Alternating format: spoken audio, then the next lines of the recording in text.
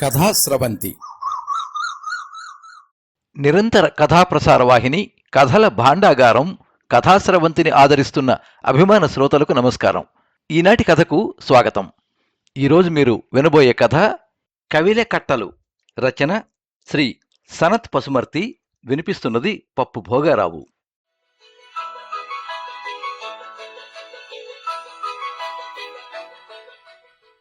పొద్దుట్నుంచి ఇంట్లో మూల మూలల వెతికి వెతికి నడుము పడిపోతోంది.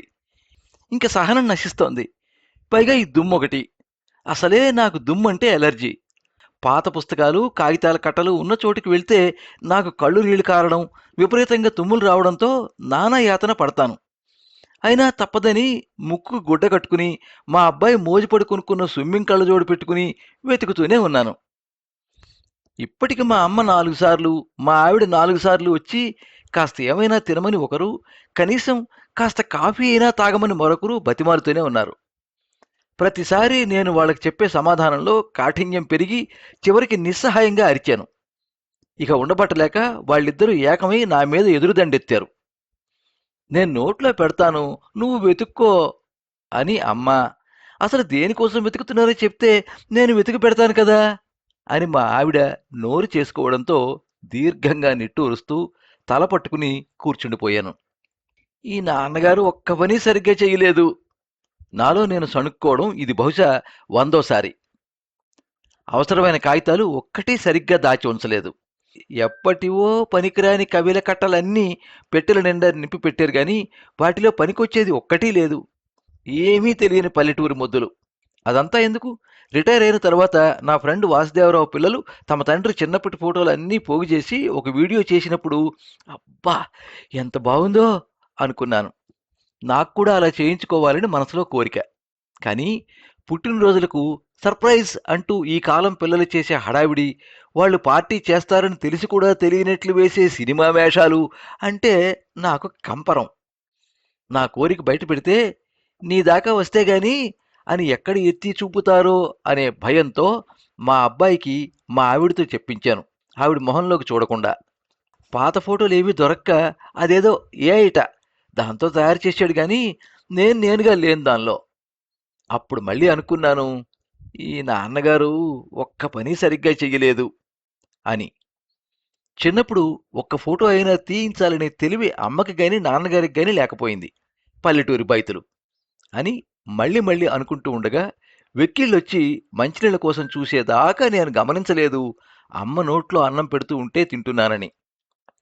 మా ఆవిడ తెచ్చిన మంచినీళ్లు కొద్ది కొద్దిగా తాగి కాస్త సర్దుకున్నాక అమ్మ నా వీపు మీద నిమురుతూ అడిగింది, ఏమైంది నాన్న, దేనికోసం వెతుకుతున్నావు? భారంగా నిట్టూరుస్తూ కాస్త సర్దుకుని చెప్పడం మొదలెట్టాను.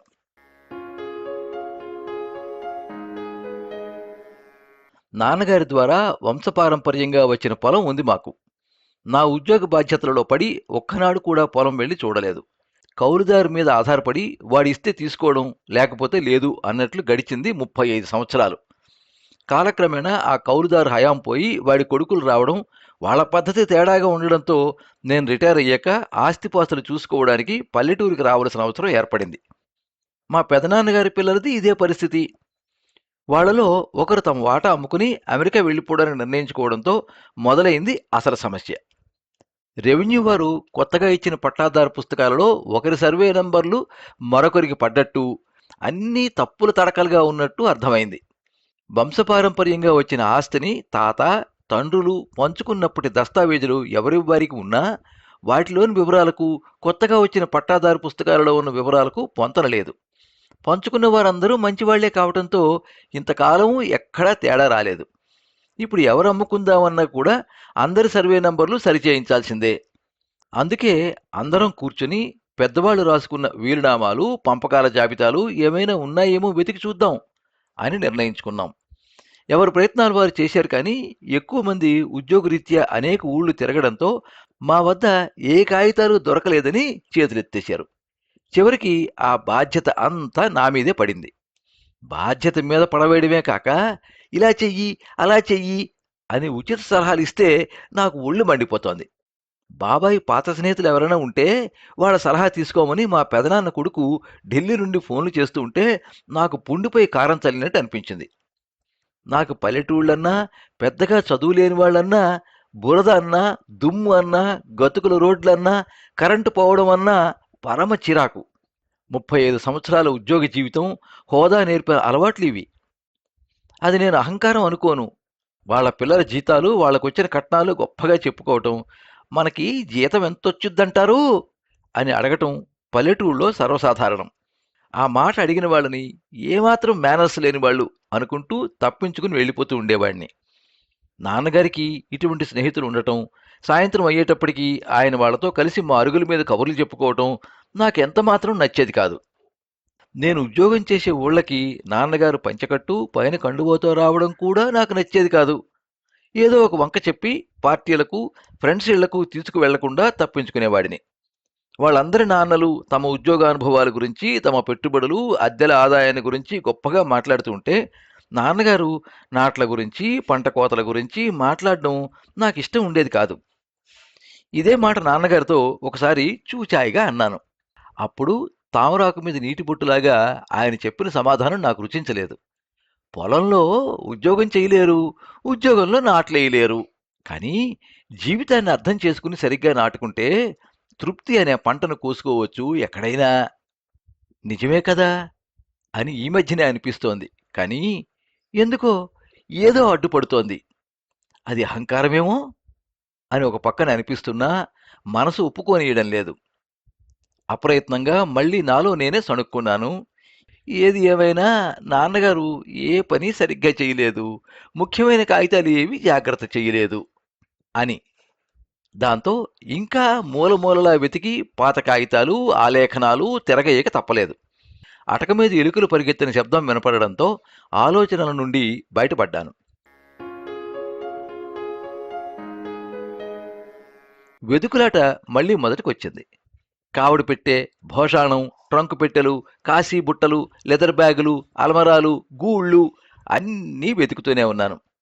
కోమటి కొట్లో పొద్దు రాసి తెచ్చిన వెచ్చాల చీటీల నుండి, ఇస్త్రీ చాకలికి వేసిన బట్టల వివరాల వరకు, మనవళ్ళకి కూడా పెళ్లిళ్లు చేసిన ముసలాళ్ల 60 ఏళ్ల కిందటి పెళ్లి శుభలేఖల దగ్గర నుండి, ఈ మధ్యనే పోయిన ఒక ముసలావిడ చిన్నప్పటి సమర్థ బంతికి పిలుస్తూ వచ్చిన ఆహ్వాన పత్రిక వరకు, ఆవు ఎదాయిన తేదీలు, ఈనని తేదీలు గుర్తుపెట్టిన పాత క్యాలెండర్ల నుండి, నాట్లలోనూ కోతలలోనూ వచ్చిన కూలీల లెక్కల వరకు సంవత్సరాల వారీగా కట్టలు కట్టి, ఆ కట్టలో ఏ వివరాలున్నాయో ఒక చీటీ గుచ్చి, మధ్యలో వేపాకులుంచి కలరా ఉండల వాసన వస్తూ అనేక కబిల కట్టలు బయటపడ్డాయి. అవి కేవలం పాత కాగితాల కట్టలు కాదు, అనేక జ్ఞాపకాల దొంతరలు. కొన్నిటిని చూస్తే పాత సంఘటనల జ్ఞప్తికొచ్చి నవ్వు వచ్చింది, కొంత బాధ వేసింది.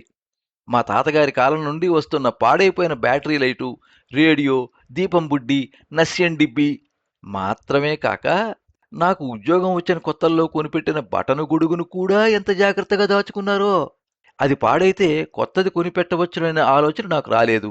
కానీ ప్రతి సంవత్సరం గొడుగులు, బ్యాటరీ లైట్లు బాగు చేసేవాడొచ్చి వాటిని సరిచేసి ఒక 10 రూపాయలు పట్టుకుపోతూ ఉంటే మాత్రం నాకు ఒళ్ళు మండేది. నువ్వు ఆ పాత గొడుగుకు పెట్టే ఖర్చుతో 4 కొత్తవి వస్తాయని ఎత్తి పొడిచేవాణ్ణి. నవ్వుతూ తిరిగి తన రామాయణం పుస్తకంలో తలదూర్చేవారు.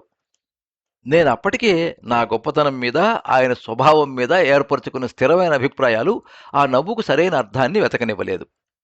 వీటితో పాటు నాన్నగారు తన చిన్నప్పటి నుండి వాడిన కలాన్ని చూసేసరికి నా దృష్టి అక్కడ ఆగిపోయి కళ్ళు చెమర్చాయి. అది మా నాన్నగారికి ఎంతో ఇష్టమైన కలం. ఎప్పుడూ సిరా కారుతూ, ప్రతి చొక్కాకు మరకలైనా మా నాన్నగారు ఆ కలాన్ని మాత్రం మార్చేవారు కాదు. అదంటే అంత ప్రేమ ఆయనకు. నా పిల్లలిద్దరికీ చిన్నతనంలో ఆ కలంతో దిష్టి చుక్కలు పెట్టి ముద్దాడేవారు. నా పిల్లలు ఆ కలంలో నుండి కారే సిరాను ఆయనకు పూసి నవ్వినప్పుడు కూడా ఏమీ అనేవారు కాదు. మా ఆవిడ పిల్లల్ని కేకలేస్తే, పోనీలే అమ్మాయి, ఆడుకొని అని సమర్థించేవారు. ముందొచ్చిన చెవుల కంటే వెనకొచ్చిన కొమ్ములు వాడి, అసలు కంటే వడ్డీ ముద్దు. చిన్నప్పుడు నాకు ఒక్క ఫోటో కూడా తీయించలేదు గాని మనవుల మీద ఎక్కడా లేని ప్రేమ ఒలకబోస్తారు అని నేను దెప్పి పొడిచినా కూడా ఆయనకు కోపం వచ్చిన దాఖలాలు లేవు. నాకది సిగ్గులేనితనంగా అనిపించేది తప్పితే మంచితనంగా ఎప్పుడూ కనపడలేదు. ఇలా పాత జ్ఞాపకాలు నెమరు వేసుకుంటూనే నా మొత్తం వెతుకులాట పూర్తయింది. అవసరమైన ఒక్క కాగితం ముక్క కూడా దొరకలేదు. ఉసూరుమంటూ మంచం మీద వాలాను. తలనొప్పిగా అనిపించింది. కళ్ళు మూసుకుని కణతలు నొక్కుంటూ మళ్ళీ అనుకున్నాను, ఈ నాన్నగారు ఏ పని సరిగ్గా చెయ్యలేదు. మాగన్నుగా నిద్ర పట్టింది.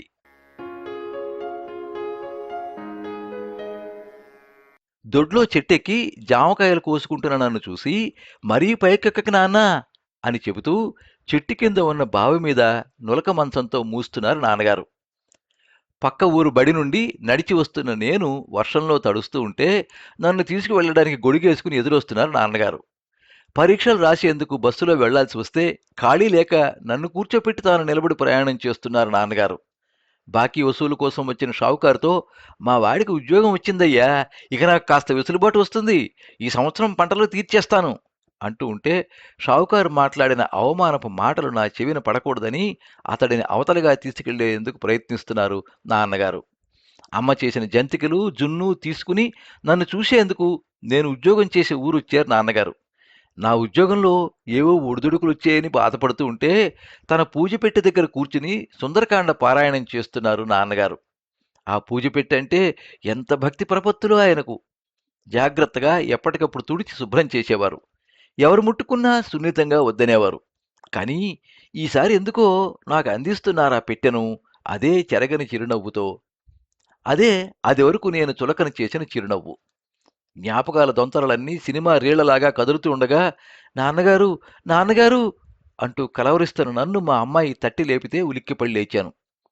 ఇది కళ, ఎంత బాగా కనిపించారు నాన్నగారు అనుకుంటూ మా అమ్మాయి పిలుస్తున్నా పట్టించుకోకుండా దిగ్గున లేచి వెళ్ళాను పూజగదికి. అప్పుడు ఎలా ఉండేదో ఇప్పుడు కూడా అలానే జాగ్రత్త చేస్తున్నారా పూజ పెట్టని మా అమ్మ మా ఆవిడ. ప్రేమగా నిమిరాను. ఈసారి నాన్నగారు వారించినట్లు అనిపించలేదు. పెట్టె తెరిచి చూడగా రామాయణం పుస్తకం కింద కనిపించిందొక అర.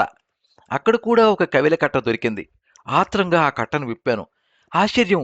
నాకు కావలసిన కాగితాలన్నీ ఉన్నాయి ఆ కట్టలో. తాత తండ్రుల ఆస్తి పంపకాల నుండి, సరిహద్దుల నుండి, అంగుళాలతో సహా కొలతల నుండి, శిస్తు కట్టిన రసీదుల నుండి ప్రతి వివరం క్షుణ్ణంగా ఉంది. ఒక్కొక్క కాగితం తెరిచి చూస్తూ ఉండగా నా అహంకారపు పొరలు ఒక్కొక్కటి తొలగిపోవటం మొదలయ్యింది. ప్రేమగా ఆ కవిల కట్టను గుండెలకి హత్తుకున్నాను. ఆయనిచ్చిన ఆస్తిని కాదు, ఆయనను ఆయనగా హత్తుకుంటూ ఉండగా జారిపడిందొక అద్భుతం. నా చిన్నప్పుడు అమ్మా నాన్నగారు నన్నెత్తుకుని తీయించుకున్న ఫోటో. తన కలంతో నాన్నగారు నా బుగ్గ మీద పెట్టిన దిష్టి చుక్క.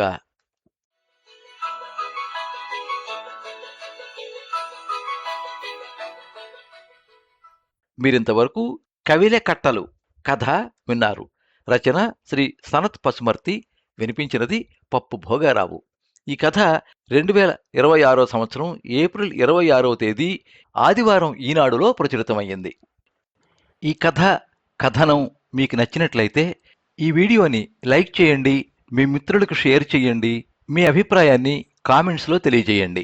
మీరు మొదటిసారి ఈ ఛానల్లో కథ వింటున్నట్టయితే ఈ ఛానల్ని సబ్స్క్రైబ్ చేసుకోండి. పక్కనుండే బెల్ ఐకాన్ని తప్పకుండా నొక్కండి. ఈ ఛానల్ ద్వారా వినిపించే కథలు, కబుర్లు, వ్యాసాలు అన్నీ ఎప్పటికప్పుడు మీకు అందజేయబడతాయి. సర్వే జనాః సుఖినో భవంతు. కథా స్రవంతి